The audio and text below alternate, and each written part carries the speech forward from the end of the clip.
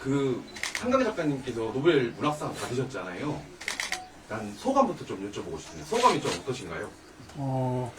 소감을 제대로 들으려면 잘못 찾아갔어요. 저는 껍질입니다. 알맹이를 찾아가야 제대로 그 이야기를 듣지. 지금 70년생이니까 우리 나이로 55세예요. 그런데 생일이 11월 27일이기 때문에 남의 나이 먹었으니까 지금 아마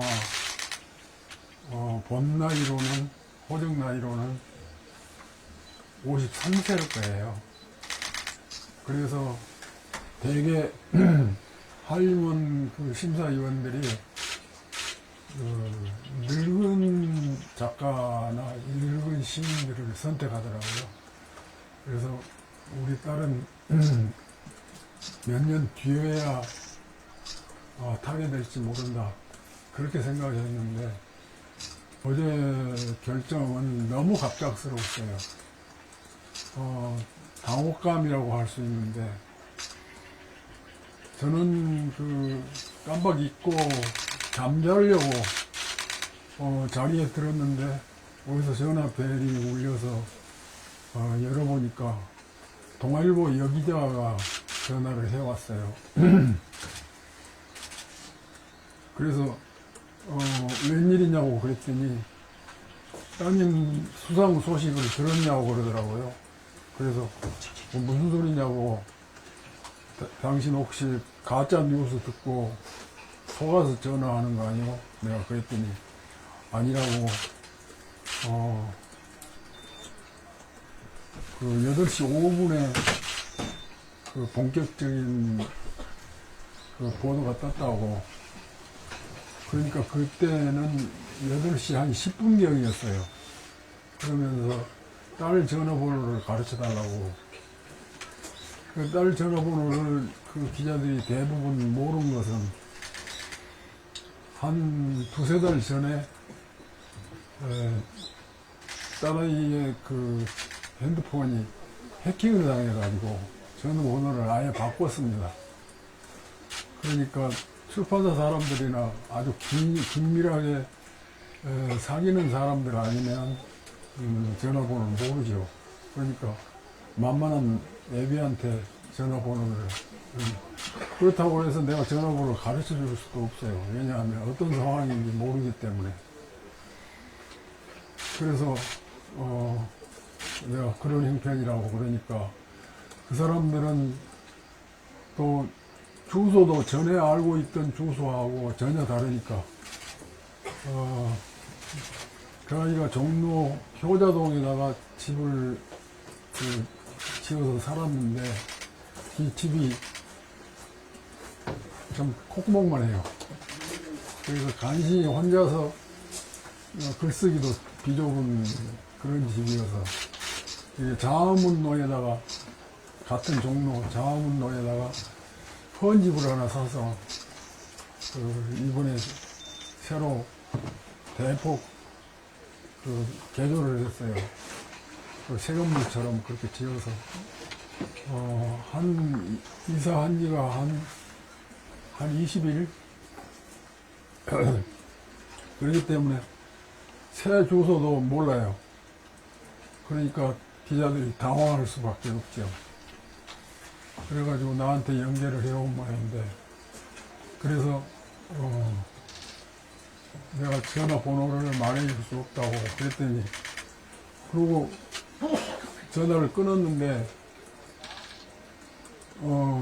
어떻게 전화가 밀려온지 전화를 다 받을 수가 없더라고요. 그래서 다행히 그 초참에 구수님도 전화를 해와서 전화를 받았고, 그 이후로는 아이고 안 되겠다고 전화를 아예 안 받아봤어요. 그리고 전원을 꺼버렸어요. 그랬더니 그 전화들이 전부 다 그 문자 메시지로 몰려오고, 그래가 그것이 한 150개 정도 몰아놨어요. 그래서 이제 우리 만화님 전화로 딸하고 통화를 했는데 어떻게 이런 일도 있냐 그랬더니 이게 사실이냐 그랬더니 사실이라고 그래갖고 당혹감에 사로잡혔어요. 그러니까 즐겁다고 말할 수도 없고 기쁘다고 말할 수도 없고 그랬는데 왜 그랬냐 하면 그 이유가 아까 내가 그랬죠. 팬데믹이 코로나19로 인해서 팬데믹 세상이 되었을 때 노벨 문학상이 한 해 중단이 됐었어요.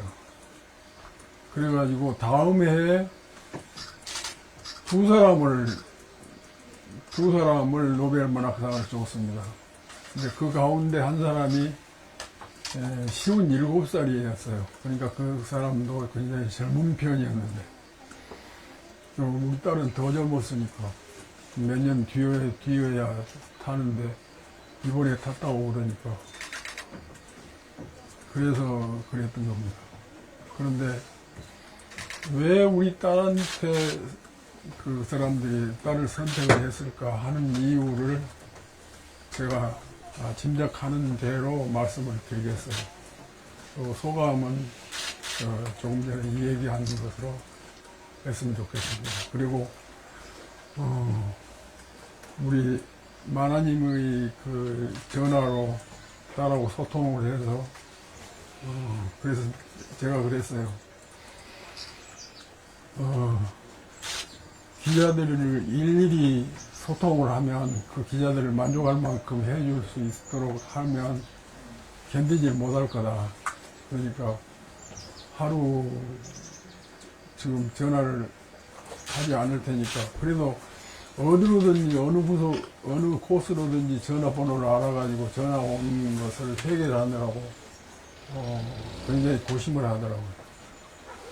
그런데 이제 우리 마나님 전화로 소통을 했는데 제가 그랬어요. 오늘 네가 이물은 출판사 그러니까 창비라든지 문학동네 문지 그 세 가운데서 어느 하나를 선택해가지고 그 출판사가 기자회견장을 마련해가지고 기자회견을 해라 제가 그랬거든요. 그랬더니 이제 그렇게 해보겠다고 그러더니 이제 다음날 아침에 이야기를 해보니까 생각이 바뀌었어요. 그새 이 한국 안에서 사는 작가로서의 감각이 아니라 그런 생각이 아니라 글로벌적인 전 세계적인 감각으로 바뀌어 있더라고요.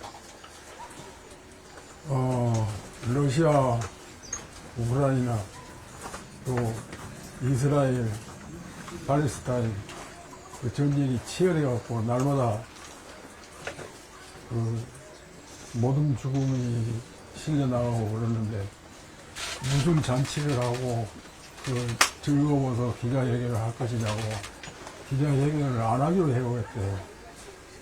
그러니까 나만 이 한국에서 사는 수상자의 아버지로서의 감각이 내가 뿌리치지를 못하고 이 기자회견장을 마련하게 한 겁니다. 그러니까 그 양해하시고 취재를 하시기 바랍니다. 저희도 질문하세요. 그 작가들한테는 노벨 문학상이 어떤 의미가 있는 거예요? 아마 최고 권위 있는 상이라고 생각이 되거든요. 근데 아버님도 일단 군인이신 거잖아요. 근데 따님이 그런 상을 받았잖아요. 어떤 의미가 있을까요? 첫째는 돈을 많이 주니까. 그리고 또 하나는 최근에 발표하는 그런 작품에만 시각을 주는 게 아니라 그 인생의 총체적인 그러니까 인생에서 발표한 작품들을 총체적으로 관조하는 그래갖고 결론을 내는 그래서 늙은 사람들한테 많이 수상이 되고 그랬어요. 그래서 우리 딸은 차례가 아직 오지 않는다 그랬는데, 다만 희망이 뭐냐면 팬데믹 사건 이후로 두 사람이 거듭받았을 때 한 사람이 57살이었어요. 그러니까 그러면 앞으로 4년 후면 우리 딸도 해당이 되겠구나, 그런 생각을 가졌었죠. 그런데 나는 한림원 심사위원들이 사고를 잘 쳐요. 왜냐하면 10월 10일을 앞두고는 기자들이 장문을 많이 해요. 기사를 추측 보도를 많이 한다고요. 그런데 추측 보도가 전부 다 엉터리야. 한림원 심사위원들의 심사를 꿰뚫은 기자가 없어. 이번에도 그 기사를 주의 깊게 볼 수밖에 없는데, 세계에서 내노라하고 나이 많은 늙은 작가들을 전부 다 검증한 다음에 가장 유력한 사람이 금년에는 여성인데, 중국의 여성 작가에게 주어질 공산이 가장 크다. 그리고 우리 한국의 김혜순이라는 시인도 검증하고, 그런데 우리 딸은 검증하지 않더라고요. 아직 젊다고 그랬는가 봐요. 그러더니 맨 나중에 황석영하고 한강은 거론되기는 하지만 수상할 공산이 매우 희박하다. 그것이 결론이었어요. 그런데 나는 역으로 생각했어요. 한림원 심사위원들이 사고를 잘 치니까 엉뚱하게 그것을 취직하고 노름한 사람들이에요. 그러니까 맞추면 한강을 맞춘 사람이 있는지 모르는데 큰 돈 벌었을 겁니다. 노름꾼들이. 그거 뭐라 그래요? 뭐 건다 그러죠. 건다고 하는 말을 영어로 뭐라고 하는지 미국어로 하는지 모릅니다. 그런데 사고를 잘 치니까 뜻밖의 우리가 강의를 선택할 수도 있지 않을까, 그런 생각이 가면서도 아마 설마 그러고 깜빡이 잊고 잘라고 했던 겁니다. 그런데 그 사람들이 우리 강을 선택을 했는데 왜 강이 선택받았을까, 그 얘기를 하겠습니다.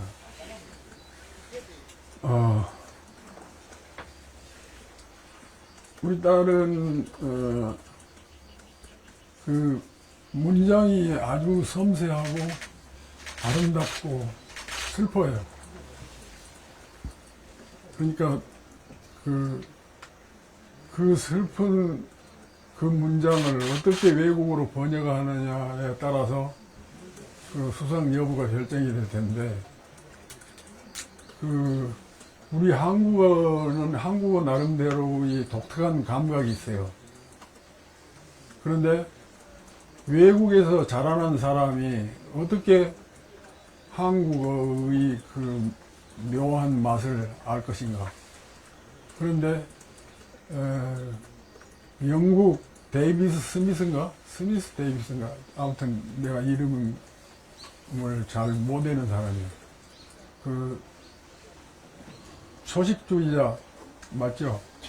채식주의자를 번역한 그 젊은 평론가인데, 그 사람은 영국에서 전통적인 가정에서 자라나가지고 7년 동안 한국어를 공부했대요. 한국에 와서 서울대학에서 한국어반에서 열심히 공부해가지고, 그 다음에 이제 그 한국어의 감각으로서 이 작품, 저 작품을 보니까 채식주의자가 제일 마음에 맞았나 봐요.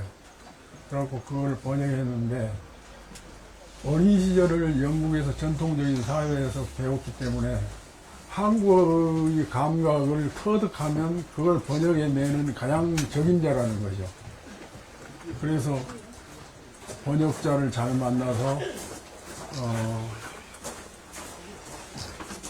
좋은 번역을 하게 됐고, 그러니까 한국어 가정사정을 잘 모르니까 인맥관계를 서투러서 약간 실수를 했어요. 그 관계, 우리는 호명이 언니, 그렇게 하잖아요. 미국 사람들은 이름을 그냥 불러버리니까. 그래서 번역하는데 실수를 했긴 하지만, 한국어의 맛깔스러운 감각을 번역해 내는 아주 적임자였던가 봐요. 그래갖고 영국 작가들, 특히 채식주의자 신사를 하는 그 사람들을 감동을 하게 해서 한국인은 최초로 일단 매무크상을 받았죠.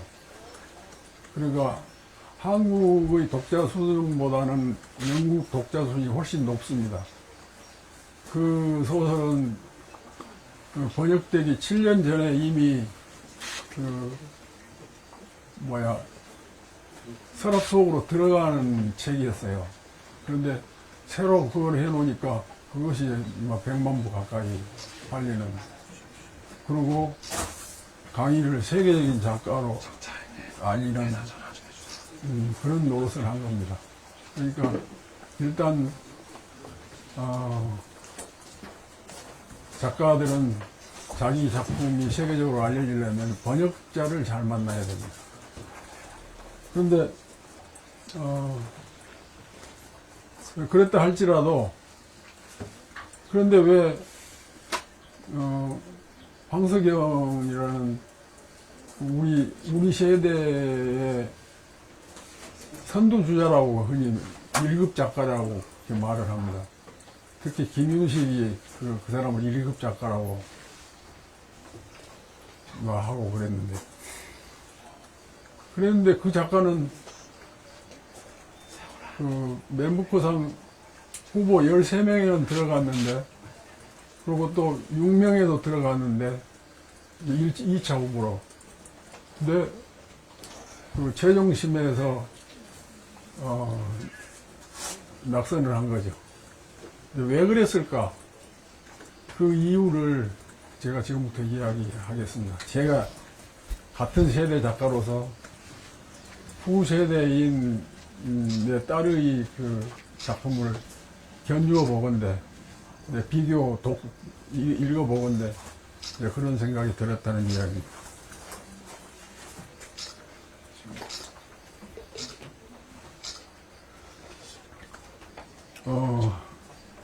우리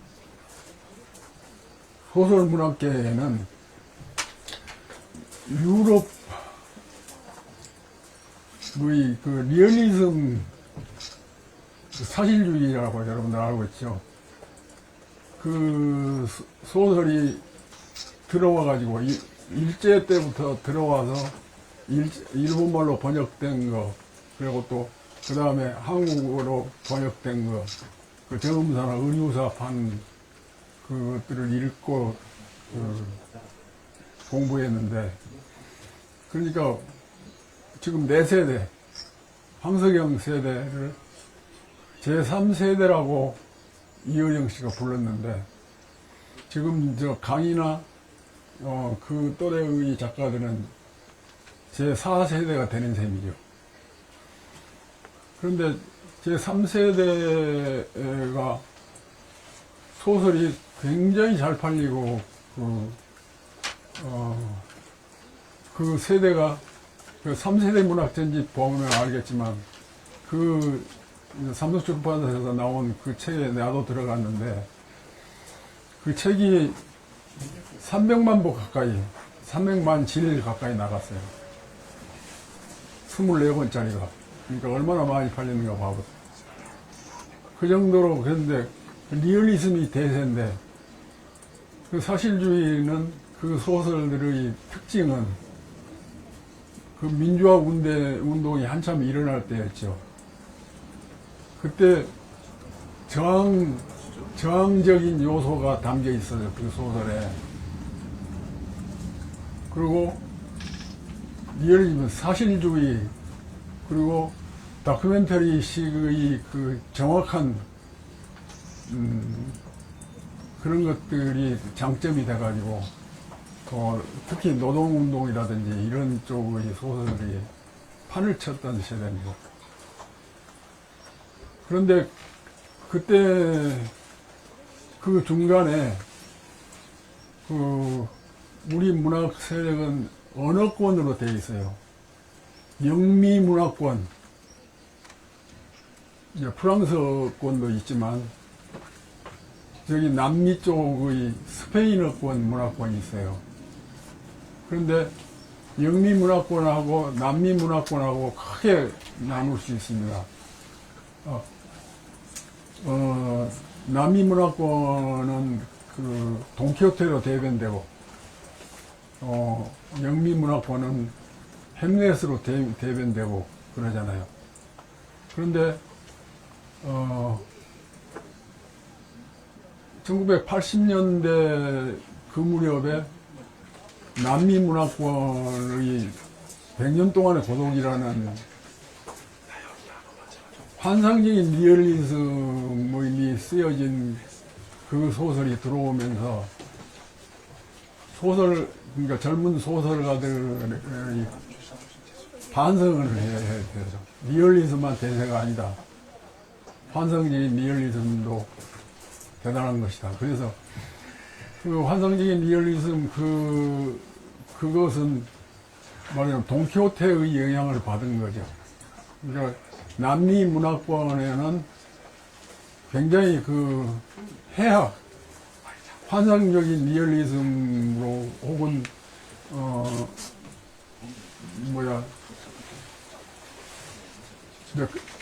그 신화적이고 환상적인 그런 것들 밑에가 깔려 있습니다. 그래서 지금 3세대하고 그 강의가 소속되어 있을 듯 싶은 4세대의 문학인들의 문학 자세가 말하자면 그 환상적인 리얼리즘의 영향을 받았느냐, 그런 것을 가지고 있느냐, 신화적인 맛을 가지고 있느냐 하는 건데,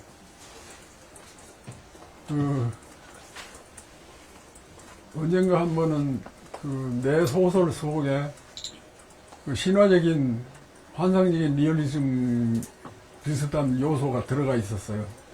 그것을 나는 일찍부터 생각했으니까요. 초기부터. 그랬더니 내 소설 평을 한 어떤 젊은 작가가, 자흥 출신입니다. 그 작가가 뭐라고 하냐면, 리얼리즘 작가들이, 리얼리즘의 작가의 무덤은 그 소설 속에 신화적인 요소를 도입했을 때 그 리얼리즘 작가의 죽음이라고 그럽니다. 그 얘기를 하더라고. 얼마나 모욕적이고 슬픈 이야기예요. 그런데 지금 젊은 세대들은 그것을 부끄럽게 생각하지 않고 장점으로 생각합니다.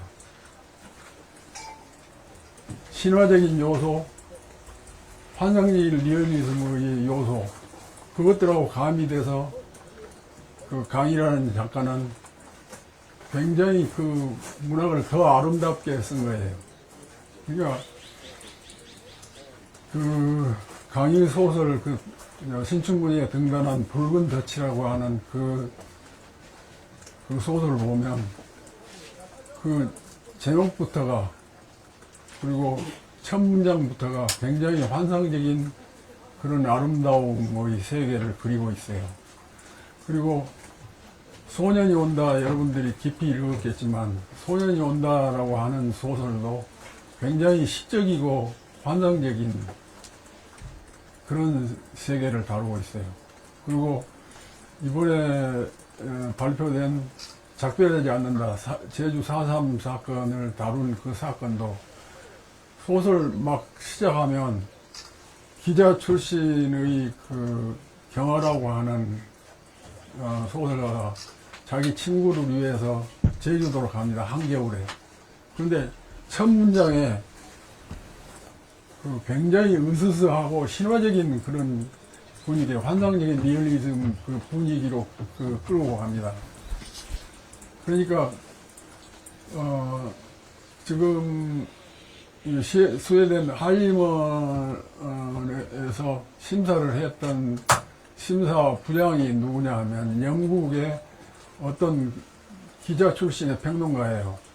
그 사람이 이런 얘기를 했더라고요. 전 신문에 보도된 겁니다. 조선일보에서 내가 그걸 봤는데, 역사적인 트라우마와, 그러니까 이건 소설의 주제죠. 드라마와 여린 인간의 사랑 얘기를 그렇게 잘 그려낼 수가 없다. 그런데 그걸 그려내는데 지금 그 강의의 문장이 아주 딱 알맞다. 그렇게 생각한 거죠. 그러니까 그 번역하는 자가 강의의 문장이 가지고 있는 그 섬세하고 아름다운 그 문장에다가 슬픈 감수성까지 가지고 있는 그것을 번역자가 이렇게 번역을 시켰는가 봐요. 이제 나는 그쪽 말을 잘 모르니까 그러는데. 그렇기 때문에, 그것이 프랑스어로 번역되자 프랑스 독자들이 굉장히 환호하고 그래가지고 상을 거듭 작년에 2개나 받았잖아요. 그러니까 우리 독자들은 캐내지 못한 것을 그 영미권, 스페인어권 독자들은 말하자면 캐낸 거죠. 그러니까 그 심사위원들이 그 아름다운 문장이라든지 아름다운 세계를 그 포착했기 때문에 그 한 세대 위인 그 작가들한테는 상을 주지 않고 그 후세대에게 상을 줬다.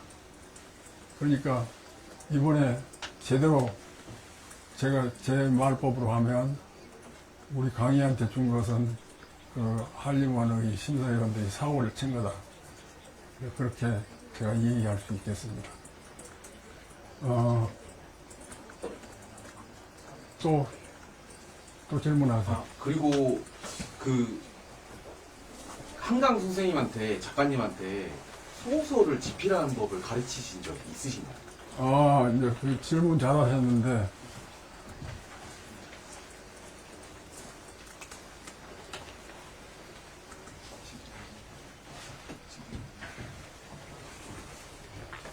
제가 광주서 동신중학교에서 근무할 때, 처가에서 지어준 중흥동 집이 있어요. 그런데 거기서 처가에서 지어준 집에 들어가서 사니까 항상 우리 마누님한테 잡혀 사는 느낌이고, 그래서 내가 그 집에서 벗어나려고 삼각동 그 31서단 저쪽에 6번 버스 종점 거리로 들어가서 소를 키우러 들어갔어요. 선생하면서 소를 키우다니 말도 아닌 얘기죠. 그렇고, 근데 소를 치려고 들어갔는데 빈집이 이제 이사 가려고 한 사람이 염소를 10마리를 키우고 있더라고요. 그래서 그것을 인수해서 일단 염소를 키우는 것으로 하는 축산업 공부를 해보자. 그런데 한 열흘 그 양동시장에 6분 버스 타고 와가지고 6분 버스가 송정리까지 가는 버스예요. 나는 학교 가고 없는데 거기 가서 비지를 사와갖고 비지도 먹이고 젖을 잘라니까. 그리고 아침면 한 리어커를 비워놓고 오고 그러면 잠이 쏟아져서 수업을 할 수가 없어요. 그래갖고 내가 숙실에 가서 쉬러 간다고 해갖고 잠이 깜빡 들어있으면 애들이 선생님 수업 좀 울렸습니다. 그럼 그때 가서 부지시하고 수업하고 그런 생활을 했었어요. 그러니까 그거 살면서 좋은 그 처가에서 지어준 그 집을 전세를 내놓고 거기 들어가서 살았는데, 그러니까 딸 아들 둘이는 그 걸어서 산서국민학교라고 있어요. 그 효동국민학교에서 그리 전학을 시켜갔는데, 거기를 다녔는데 이제 딸은 4학년이었죠. 근데 그 틈에도 그렇게 힘들어도 소설은 써야 되니까. 근데 왜 내가 그 자신감을 가지고 거리로 이동했냐면, 광주서 사는 작가 소설을 쓰면 발표해줘요. 쓰면 발표해주고. 그러니까 원고료가 내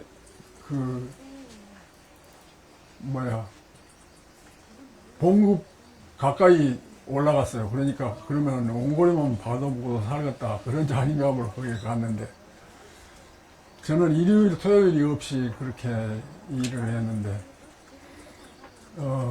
그때 아들 둘, 딸 하나 낳아서 그렇게 키웠는데, 딸한테 방 하나를 따로 줬죠. 근데, 이제 한참 소설을 쓰다가 밖에 나오면 애들이 책 읽기도 하고, 그러고 있는데, 딸을 찾으면 딸이 안 보여요. 그래서 어디 갔나 이 방 저 방 막 뜯고 다니고, 강아 부르고 다니고 그러는데, 지 방 어두컴컴한 구석지에서 네 그러고 일어나요. 너 거기서 뭐 하고 있느냐 그러니까 저 공상하고 있어요. 공상하면 안 돼요?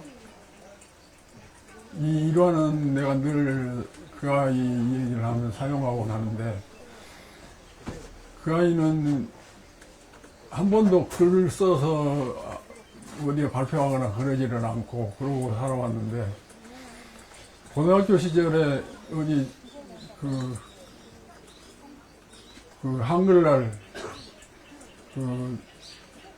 글짓기 하러 나와가지고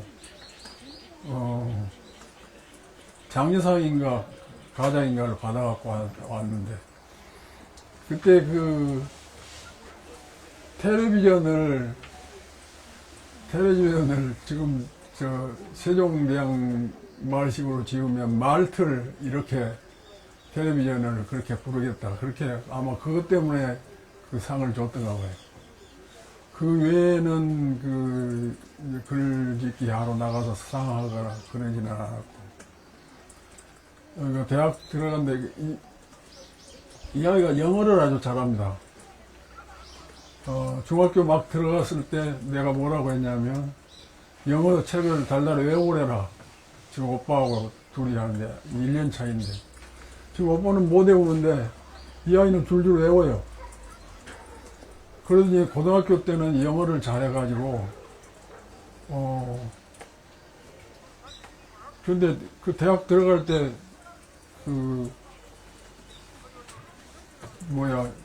영어를 그렇게 잘한다고, 영어는 언제든지 만점 받고 그랬다고 그러더라. 그런데 이제 또 한 가지는 아내의 일이에요. 우리 아내가 나보다 훨씬 머리가 영리합니다.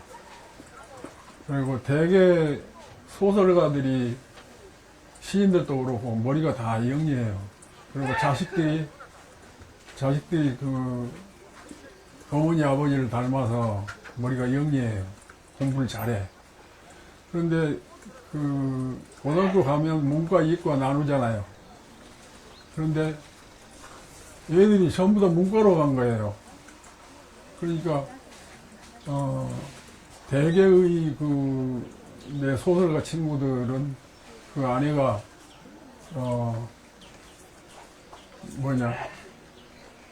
교통정리를 해요. 문과로 가려고 하면 너도 소설 쓰려고 그러냐? 제발 가지마. 소설 쓰면 맨 잠돈질만 하고 술만 마시고. 교통정리를 해서 이과로 다 보내서 의사 만들고, 또 잘하는 놈들은 법과 보내고 공대 보내고.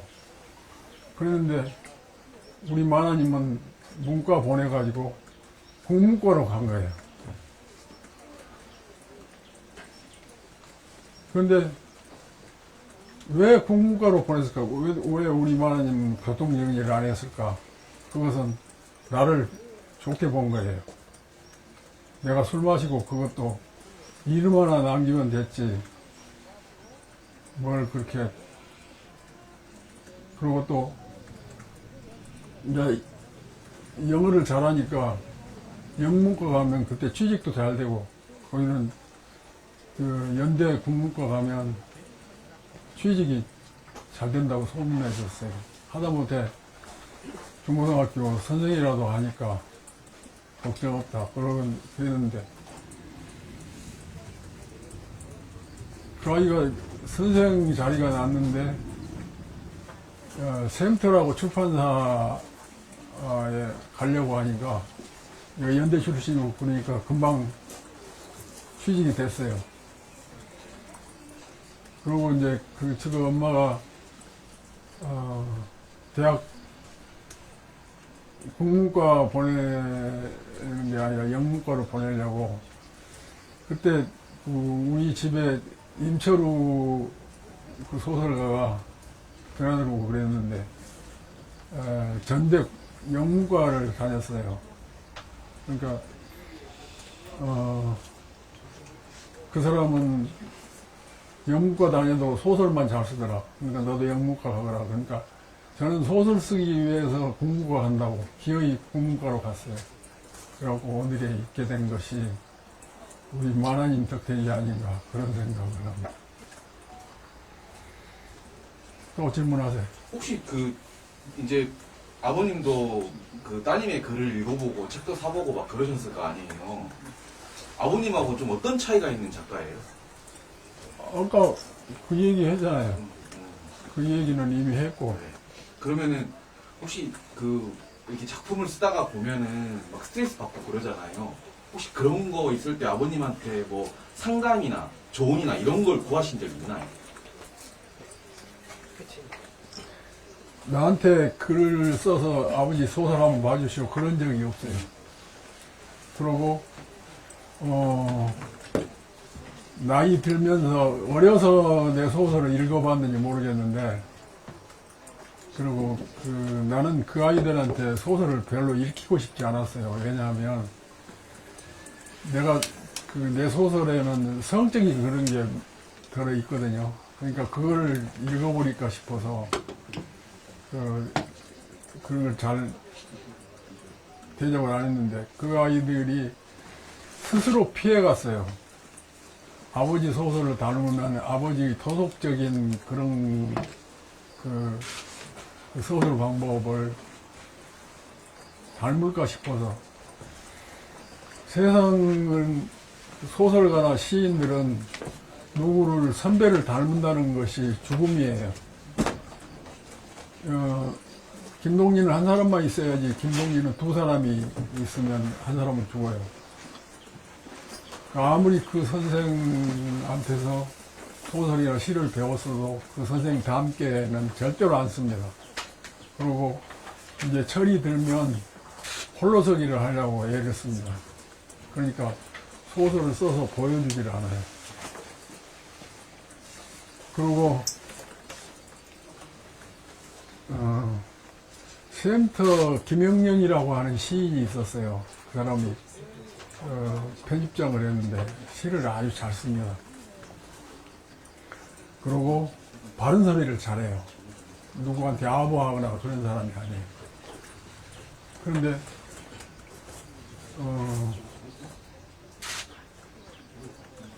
이 아이가 신춘문예 서울신문에 응모를 해서 당선이 됐는데, 응모를 해서 이름을 응모를 할 때 한 강이 현이로 석자로 지 이름을 만들어 가지고 물강자에다가 어질현자 해서 그렇게 해서 응모를 해서 당선이 됐어요. 그래가지고 이제 발표가 되니까 신문을 이렇게 김영렬이가 보고, 아니 왜 강이 아니야? 왜 그 좋은, 아버지가 좋은 이름 지어준 것을 놔두고, 그, 촌스럽게 현자를 붙여가지고 강현이라고 했냐? 당장 뛰어보라 그랬던가 봐요. 그러니까 저는 한껏 생각하고, 그렇게 했는데, 고민을 많이 해서 밤새도록 했는가 봐요. 그게 발표된 날. 나한테 오더니 아버지, 그러니까 왜냐면, 무슨 말을 하고 싶어요. 왜냐하면, 김영준 선생이 이러고 저러고 하는데, 아버지가 지어준 이름을 제가 더럽혀서 어떻게 할까요? 그 소설가는 이름을 함부로 바꿀 수 없잖아요. 그래서 내가 그랬어요. 만약에 네가 정말로 이름을 강으로 되돌려 쓰고 싶으면 다음 작품 제2작부터 강이라고 쓰면 된다. 당선작은 별로 상관하지 않는다. 그랬더니 강으로 쓰기 시작해서 강이 된 거예요. 근데 강은 굉장히 이름부터가 신화적이고 환상적이죠. 내가 이름을 크게 지으려고 자식들 이름을 크게 지어줬어요. 그런데 그 큰 이름을 길을 받아서 그런지 큰 사람이 되는 것 같습니다. 아버님한테 한강 작가님은 어떤 딸이에요? 어떤 딸이냐면 효자를 많이 한 딸이죠. 효도를 많이 한 딸. 왜냐하면 아버지나 어머니를 뛰어넘는 사람, 스승을 뛰어넘는 것을 청출어람이라고 그러고 출람한다고 그러고, 그러니까 푸른색에서 나왔지만 쪽빛이 더 푸르잖아요. 그러니까 스승 밑에서 나와도 제자가 뛰어날 때 출람이라고 합니다. 청출어람. 근데 아버지보다 더 뛰어난 아들, 딸을 승어부라고 그래요. 승어부. 아버지를 이긴다. 아버지보다 더 잘한다. 이 한수원이라고 해서 승자가 이길 승자도 되지만 잘할 승자도 돼요. 그래갖고 아버지보다 더 잘하는 사람을 승어부라고 합니다. 근데 세상 사람들은 다 나름대로 산 평균치가 있어요. 평균치를 뛰어넘는 사람도 있고 뛰어넘지 못한 평균치에 못 미치는 사람도 있고, 아버지나 어머니들이 다 그럽니다. 부모들이. 여러분들 어머니나 아버지는 어떠신가요? 그런데 세상에 이름을 좀 나타냈다고 하는 사람들은 평균치를 넘은 사람들이에요. 나 같은 사람은 평균치를 약간 넘어선 사람이에요. 그런데 평균치를 뛰어넘기도 힘드는데 평균치를 뛰어넘는 아버지나 어머니를 뛰어넘는 그 아들, 딸은 더욱더 훌륭한 겁니다. 여러분들이 삶을 잘 살려고 하는 것은 그 평균치를 뛰어넘는 오롯한 삶을 살려고 한 거죠. 자, 이야기는 거의 다 한 것 같습니다.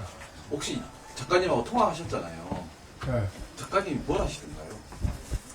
아니, 이게 이제 오늘 그 자고 나니까 생각이 완전히 글로벌한 지성인으로 바뀌어 있더라니까. 지금 오늘 내가 권했어요. 많은 기자들이 너하고 소통하기를 원하고 있으니까 각자 개인적으로 하지 말고, 아까 내가 말했죠. 어느 출판사 마음에 든 출판사 보고 기자회견장을 마련해 달라고 그래서 한꺼번에 처리하도록 하고, 보통 그렇게 하지 마라 그랬더니 그것도 안 하기로 해버렸대요. 그러니까 세상은 전쟁으로 사람들이 많이 죽어간대. 내가 여기 이 자리에서 이 개관했던 때와 마찬가지로 잔치를 벌여서 동네 사람들한테, 우리 나를 아껴주는 운직원 면직원들한테 한턱 내려고 그러는데 그것도 하지 말아 그래요. 그러니까 제발 그 비극적인 그런 일들을 좀 보고 즐기지 말라고. 그러니까 스웨덴 한일몬에서 그 상을 준 것은 즐기라는 게 아니라 더 냉철해지라고 한 거니까 그렇게 안 하고 그러는데, 그래서 내가 고민이 심해졌습니다. 그래서 군수님하고 상의를 좀 하려고. 혹시 이제 그 한강 작가님한테 마지막으로 아버지로서 아니면 문인의 대선배로서 해주고 싶은 말 한 말씀 해주세요. 어제 그 마음이 여려서 큰일을 당하면 잠을 못 자고 고민하고 그래요. 어젯밤에도 3시에나 잠을 잤대요. 그러니까 나는 그 항상 걱정하는 게 몸이 건강해야 소설을 끝까지 쓸 수 있죠. 그래서 건강하라고 그럽니다. 그러니까 이 시하고 달라서 소설은 그야말로 노동이에요. 중노동. 그러니까 소설을 한 편 쓰고 나면 체중이 빠집니다. 그러니까 그래서 나는 86이잖아요. 우리 나이로. 그러니까 내가 항상 살아온 것이 살아있는 한이 글을 쓰고 글을 쓰는 한은 살아있을 거다. 그것을 내가 목표로 살아왔는데 몸이 이만큼 건강하니까 지금 내가 글을 쓰고 이런 그 딸이 좋은 일이 아는 척하고 그런 거예요. 여기 나하고 그 친구였던 우리 장 출신 이청준 씨가 나하고 동갑이에요. 나보다 생일이 2개월이 빨라요. 거기는 6월이고 나는 음력 8월인데. 그 친구가 지금 16년째 69살 되던 해에 작고했어요. 근데 나는 17년이나 더 살았잖아요. 근데 그것이 건강하니까 그렇지. 그러니까 여러분들도 건강하세요. 건강해야 좋은 작품을 쓰고 그럴 수 있습니다. 제가 하나만 더 여쭤보겠습니다. 5.18이 혹시 한강 작가님한테 어떤 영향을 끼친 게 있다고 생각하시는 게 좀 있으실까요? 5.18을 경험하지 못한 사람이죠. 왜냐하면 내가 광주 학교 교직을 접고 그 당시에 그 교직을 그만두고 서울로 이사 간다고 그러니까 뭐 직장도 없이 나보고 미쳤다고 그랬어요. 그런데 나는 벗어나면 꼭 더 좋은 소설을 쓸 수 있을 것 같아서 서울에서 경쟁이 심한 데로 가자. 그래가지고 왔는데 그때 이사 오던 때가 이제 광주 처가에서 지어준 그 좋은 집 전세로 내놓고 그 전세에다가 보태가지고 돈 1,000만 원을 더 내서 전세를 얻어서 우이동으로 갔는데 우이동 그 집은 골목 안에 있어가지고 지금 팔리지도 않아요. 근데 거리로 이사 왔는데 그 당시에는 조용하고 좋았죠. 주택가니까. 그리고 이제 광주가 그리워서 오고 그러면 그때는 그 전두환 시절이니까 그 전두환이가 다녀가고 그러면 시위를 하잖아요. 그러면 그 사람들을 차에 태워갖고 자 시골 어디다가 떨쳐놔도 돌아오고 그랬어요. 그런데 그때 광주에 늘 가면 은밀하게 돌아다니는 사진첩이 있어요. 그 독일 모 기자가 찍어 만든 그 사진첩, 그 동영상 그런 것들이 있었는데 그것을 구입하죠. 그래갖고 은밀하게 숨겨서 가지고 와서 내 책상 위에다 놓고 그랬는데 그것을 어느 날 그 부잡스런 우리 딸이 훔쳐갔나 봐요. 그러니까 그 딸의 정서로서는 상상할 수도 없는 그런 비극적인 사진들을 보고 충격을 받았대요. 그 아이가 한 말은. 그러니까 그것이 하나의 동기가 돼가지고 소년농단을 쓰지 않았나. 그리고 그 아이의 소설은 그 외에 5.18 소설들이 굉장히 많아요. 그런데 그 소설과 강희가 쓴 소설이 다른 점은 아까 이야기했습니다. 환상적이고 신화적인 그리고 시적인 그런 것들이 깔려 있으니까. 그래서 오늘 결과를 가져온 한 요소도 되리라고 봅니다. 그런 질문 있으십니까? 혹시 그래도 문학인이시니까 작가 한강을 한 문장으로 표현하면 좀 어떻게 표현하실 수 있을까요? 한강이란 작가를 한 문장으로 표현하면 어떻게 그렇게 어려운 시험 문제를 내요?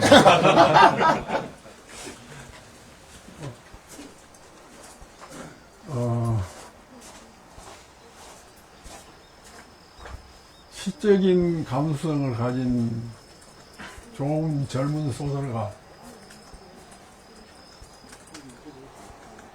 신세대의 젊은 소설가. 우리 굳이 우리 정혜 소장의 요번 주 기념할 만한 일인데 한 말씀 해주십시오. 한강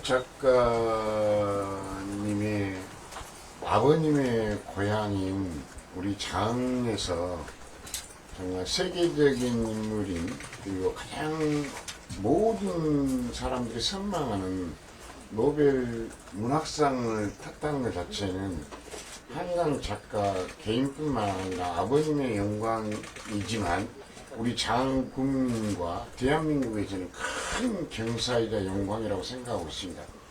앞으로 우리 장은 말 그대로 한강 작가가 여기서 태어나진 않았지만 아버님의 어떤 피와 그리고 어떤 그런 끼들을 저는 이어받아서 오늘의 그 영광이 있다고 생각을 하거든요. 그래서 또 우리 장이 문학의 고장이기 때문에 그 문학의 고장의 어떤 그 맥을 같이 잘 살려서 우리 장군이 더욱더 문학의 고장으로 더욱 한층 더 그 품격이 높아지고 융성해가는 그런 계기가 될 거라고 저는 생각하고 있습니다. 모두가 다 축하할 일이라고 생각합니다. 근데 저는 그 광주에서 살 때나 서울에서 살 때 애들한테 고향을 심어주고 싶었어요. 그래가지고 여름방학, 겨울방학 때는 꼭 그 시골 우리 형님이 그 우리 어머니하고 함께 들려요? 네. 좀 이따가 농사 짓거나 김양식 하는데 일을 시키고 그랬어요. 그러니까 여름철에 다녀오면 강희가 이런 데 짧은 치마를 입었잖아요. 그러니까 모기를 물려가지고 빨간 흉터 자국이 모기에 물려서, 그리고 또 겨울에 감기가 걸리면 약 처방을 한가요? 그냥 뜨거운 물만 마시고 이마 짚어보고 열 내리는 약도 안 먹이고 그렇게 하면서 그 옛날에 요즘은 김을 기계로 하잖아요. 옛날에는 손으로 일일이 수작업을 했어요. 그러니까 그거 할 때 김 가져나르고 하던 그런 정서가 아마 남아있을 거예요. 내가 심어주려고 그냥 군수님이 하신 말씀이 그런 말씀이다. 그래갖고 앞으로 아마 미래에 제 짐작으로는 노벨 평화상을 받은 그 김대중 대통령이 그 기념관을 목포에다가 짓고 여기 광주에는 뭔가 컴퓨터 때 들어가요. 그렇듯이 뭘 지으려고 하면 광주에서 욕심내지 않을까. 왜냐하면 광주에서 태어났다고 그러고 그 아이가 항상 광주산 그렇게 하니까. 그런데 군수님도 욕심이 대단하네요. 그 아이를 여기다가 흔적을 남기고 싶어 하는. 그래서 그것은 저로서는 뭐라고 말할 수 없는데, 아무튼 더 좋은 일이 일어나고 더 좋은 작품을 쓰는 작가로서 지금 많은 사람들을 뿌리치고 상을 받았으니까 상은 칭찬이에요. 앞으로 더 좋은 작품을 써라 그러고, 그러니까 앞으로 더 좋은 작품을 쓰는 건강한 작가로서 자리매김하기를 바랍니다. 자, 이상 말씀. 제가 한 말씀 드릴게요. 저 한 가지만. 네. 한강 작가의 장점은 뭐예요? 그 작가님이 보셨을 때. 공상. 그러니까 끈질김이에요. 내가 그 아이가 기억하고 있는 것은 내가 허리 디스크가 있어서 47살 때 많이 아팠어요. 그래갖고 그때부터 앓기 시작해가지고 지금도 허리가 좋지 않아요. 근데 수술을 안 했습니다. 카이로프락텍이라고 여기 토막 의료에서 거기 가면 그 사람들을 만날 수 있어요. 네, 동아프락텍 그 치료를 받고 내가 좋아졌어요. 점차 좋아지고. 누워서 글을 썼는데 그때 일본에서 우리들의 돌탑이라는 그것을 계약해갖고 썼는데 앉아서 타이프라이팅을 할 수가 없어요. 그러니까 서서 타이프라이팅을 했는데 쓰기는 어떻게 쓰냐 하면 지금 A4 용지 있죠. 그때는 그 개인지를 애들이 쓰는 그 그림 이젤을 책상 그 의자 뒤에다가 이렇게 달아매 놓고 거기다가 줄을 달아서 집게로 해놓고 거기다가 개인지를 해놓고 그 연필로 써요. 연필로 써가지고 다 쓰면 그걸 고쳐가지고 그걸 타이프라이터로 이렇게 하고, 타이프라이터를 내가 70년대 초부터 썼습니다. 그 학교 중학교 선생 하던 그때부터. 그러니까 밤이면 잠자다 들어보면 타이프라이터 한번 치고 나서 이렇게 한번 쨍 하고 그러잖아요. 그 소리를 듣고 자란 거죠. 그러니까 소설은 중노동이에요. 끈질기게 하지 않으면 성공할 수 없습니다. 그것을 배운 것 같아요. 네, 장군수로서 희망이 하나 있습니다. 방금 얘기한 대로. 가장 어릴 때의 감수성이 가장 풍부할 때라고 생각을 하는데, 그 감수성이 그 아이의 사람들의 어떤 성격이라든가 이런 것들을 형성한다고 생각하거든요. 방금 한성원 작가님께서 말씀하신 한강 작가가 항상 방학이 되거나 또 기회가 되면 고향에 내려와서, 아버님의 고향이죠. 아버님의 고향에 내려와서 말 그대로 여기 논에 가서 일도 하고 또 김도 하는 심부름을 하면서 시골에 대한 어떤 그런 정겨운 그런 이 정서와 또 사람들에 대한 어떤 사랑을 저는 느꼈다고 생각합니다. 그런 것들이 좀 기반이 됐다고 해서 이 한강 작가가 이제 우리 아버님은 이제 여기 고향이 장이시잖아요. 그리고 방금 일시적으로 광주, 서울을 다녀오셨지만 장으로 내려온 지 벌써 27년째 됐습니다.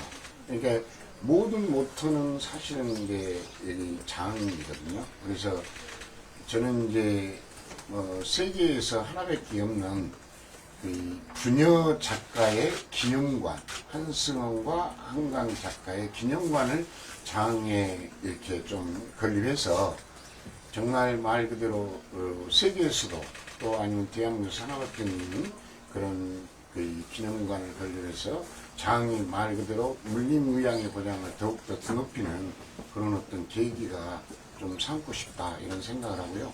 장이 항상 이 길게 함께했다 흥화를 숫자인데 왜 장이 길게 흥하는지 계속 고민이었어요. 그 어떤 거를 통해서 흥할까 굉장히 그게 저한테는 미스터리였고 항상 퀴션 마크였어요. 언제 어느 기회에 이게 될까. 근데 어제 제가 그 소식을 듣고 이제 우리 장이 이 한강 작가와 한승원 선생님을 통해서 장이 길게 흥하는 장을 마침표를 찍을 수 있겠구나. 자신 있게 말할 수 있겠구나. 이런 생각을 했습니다. 그래서 선생님한테 전화를 드리면서 축하한다고 그러는데 정말 지금 제가 덩실덩실 춤을 추고 있습니다. 왜? 방금 얘기한 대로 길게 가는 장에 어떤 그림이 그려진 것 같아서. 그래서 선생님도 당장 그 형수가 같이 있으면 나도 자네하고 춤을 추고 싶네 이렇게 기뻐하시더라고요. 그래서 그런 것들이 그런 어떤 그 한강 작가의 노벨 문학상을 통해서 우리 장이 새롭게 어떤 또 좀 더 품격있는 또 사람들이 우러러보는 그런 고향으로 좀 변모하는 그림을 군수로서 가지고 있습니다. 질문 하나만 더 드릴게요. 아니요. 선생님한테. 그 한강 작가님 작품 중에서 많은 작품들이 다 좋겠지만 특히나 이제 소설가로서 보실 때 한강 작가님 작품 중에서 제일 좋은 게 어떤 게 있는지. 널리 알려지지 않는 소설 가운데 히라보 시간이라는 게 있어요. 히라보 시간은 한 사람, 두 남녀가 한 공간에서 만나는데 한 남자는 눈이 점차 어두워져 가고 시력이 전부 다 병적으로 나빠져 가요. 그렇고 같은 환한 공간에 있는데 상대방을 찾아지를 못해요. 그리고 여자는 귀가 점차 멀어져 가기 때문에 상대가 어디가 있는지 포착을 못하는데 서로 더듬거리면서 만나러 가는. 그러니까 히라보 시간이라는 그 제목이 암시하듯이 히라보 시간은 그 감지할 수 없는 어떤 것이 있어요. 그러니까 굉장히 철학적인 사유가 필요한 소설입니다.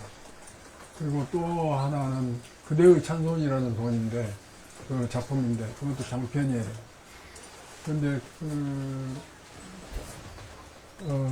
히라보 시간이 이제 프랑스어나 다른 독일어로 번역됐을 때 굉장히 호응이 좋았대요. 그래서 나는 소년이 온다나 작별하지 않는다 이 바람이 지나간 다음에는 그것으로 인해서 노벨상을 받지 않을까 그런 생각도 했었어요. 근데 그러한 노하우가 있기 때문에 소년이 온다나 작별하지 않는다로 쓸 수 있었을 거다. 그런 면에서 건강하고 이제 이 북색통 같은 시간이 지나가면 새 정신을 차려서 새 작품을 쓰게 되지 않을까. 나 이제 되셨죠? 네, 반갑습니다. 안녕하세요. 저 호남방송 장영 기자인데요. 아까 말씀하셨던 소년이 온다 작품에서 조금 더 추가적으로 궁금한 게 있어서 짧게 질문 한번 드리도록 하겠습니다. 그 당시 한강 작가 이제 5.18을 겪지 않는 세대인데 사실 그 문장 자체도 좀 슬프고 하나의 좀 시처럼도 표현이 되어 있더라고요. 그 관련해서 아무래도 딸과 이제 아버님과의 좀 교감이 좀 있었을 것 같은데 그 작품이 탄생하기까지에 좀 어떤 배경이 있었는지 좀 설명을 해주시면 감사하겠습니다. 쓴다고 말만 해줬지 나한테 조언을 구한다거나 그러지 않고 나는 자료가 필요하다 그래서 그냥 5.18 기념사업의 회장을 소개해줬다든지 그러면 자료를 무지하게 꼼꼼하게 읽었대요. 자료가 이만큼만 두꺼운 건데 그것 읽고 또 그 외에 그 5.18 경험했던 그 5.18 기록관이 있어요. 거기서 오래 살면서 그리고 또 그 5.18을 연극으로 표현하고자 하는 그런 사람도 찾아가고 이야기가 그냥 그 강의에게 있어서 5.18은 역사잖아요. 근데 역사를 속속들이 읽어요. 이번에 그 사슴 사건의 자료도 그 사슴 사건 읽는 것만이 아니라 제주 가서 오래 살았어요. 방 하나 얻어가지고. 그러니까 이야기를 혹평을 하면 소설밖에 몰라요. 요리도 잘 못하고 남의 아내 노릇도 잘 못하고 그래서 혼자 삽니다. 그리고 자료에서 갈대밭에 찍은 그 사진은 아주 옛날에 찍은 건데 그 자료를 구한 사람이 잘못했더라고요. 이것은 널리 알려진 일입니다. 이미 모르는 사람만 모르죠. 작가님, KBS 김혜린 기자입니다. 아까 이제 한림원에서 사고를 쳤다 이렇게 또 말씀을 하셨는데 개인적으로 수상 소식을 이제 딸로부터 전해 들었을 때 어떤 마음이셨는지가 좀 궁금해요. 다른 데서 전해든 거 아니에요. 그럼 기자 동아일보 기자. 동아일보 여기자한테서 전해 들었어요. 그때 좀 어떤 마음이셨는지. 안 믿었다가 되네요. 안 믿었어요. 이거 당신 가짜 뉴스에 속은 거 아니야. 근데 그런 일이 진짜로 있었대요. 어떤 사기꾼 그 사람이 노벨상을 받고 싶어 하는 그 사람을 깜짝 속였어요. 10일 발표하기 전에 당신한테 이 수상 소식이 전해갈 거다. 그러고 있었는데 그 여자 그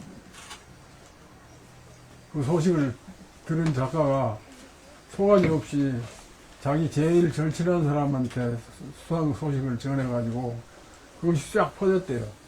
근데 보니까 가짜였어요. 근데 그 얘기를 우리 딸이 들었어요. 그래서 나한테 해주길래 그래서 내가 가짜 뉴스 아니냐고 했더니 그것은 아까 이야기했죠.